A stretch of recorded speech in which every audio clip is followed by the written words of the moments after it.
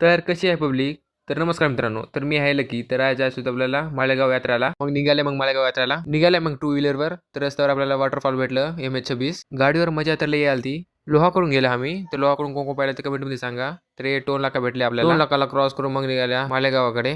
माळेगाव तर दुरून लई भारी दिसालतं. माळेगाव मध्ये पोहोचून पहिले गाडीला पार्किंग मध्ये लावल्या. गाडीला लावून मग निघाल्या आम्ही मध्ये. नजारा तर भारी होता.